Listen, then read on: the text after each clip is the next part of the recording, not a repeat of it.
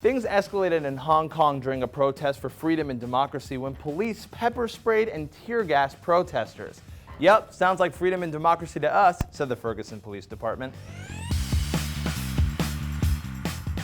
Hey folks, welcome to the news show. I'm Ross Everett, and you have the freedom to watch any of the following videos. And luckily for us, there's only going to be one. Some of you may have heard some complicated jibber-jabber about what's going on between Hong Kong and China, but the names of the cities are hard to pronounce, and I'm not in Hong Kong or China, so why bother using my thinking box to understand the trouble feels? Well, allow me to try. First, Hong Kong and China have a weird relationship. Hong Kong is a kid that graduated college and their parents forced them to move back home after, but instead of college, it's Britain. Because like most civil unrest, it all starts with Britain. Britain's like the bad guy in a Sherlock Holmes mystery, where you look and see it lurking in the background of all the crime scene photos, that Israel-Palestine conflict, India's fight for independence, the Revolutionary War. Britain was there the entire time. So it's 1997 and Hong Kong is back at home living with China after spending 100 years at Oxford. And they're like, in Britain, they've got this thing called capitalism, and I want to do that here. And China, who keeps a staunchly communist home, says that's fine, but you have to live here for 20 years first. Hong Kong's like, okay, there's going to be some rules though. First, you got to let me do my own thing. Let's call that autonomy. Second, in 2017, I'm moving out and I'm going to do my democracy thing, and you have to be okay with that. And third, I'm putting up this Arcade Fire poster.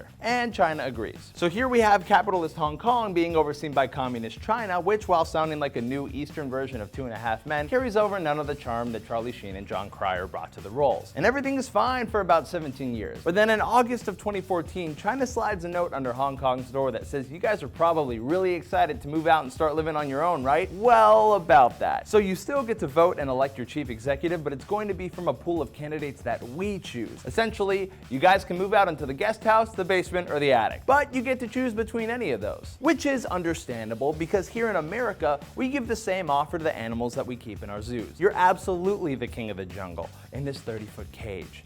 Oh, you want food?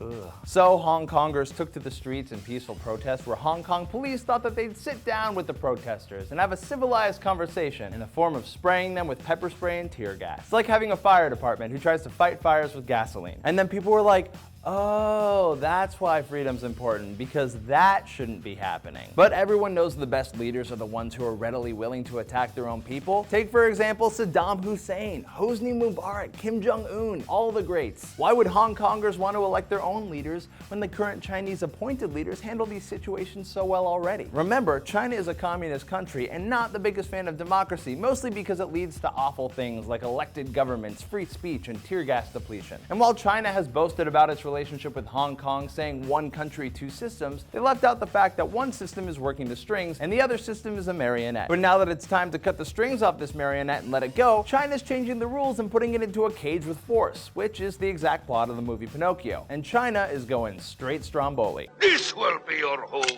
where I can find you always. What do you think? If you were in Hong Kong, would you be okay with these stipulations on the 2017 election? Let me know in the comments down below. Remember to like the video if you liked it and share it with your friends if you learned something from it. And if you haven't already, please subscribe to the channel. We make new videos like this every weekday. Take a look. You tell me who the Yellow King is, then we forget about the Yellow King, we scrap the Yellow King, we go to Burger King. You and me, we get chicken fries, we get an international chicken sandwich, maybe a Western Whopper, something like that, something delicious.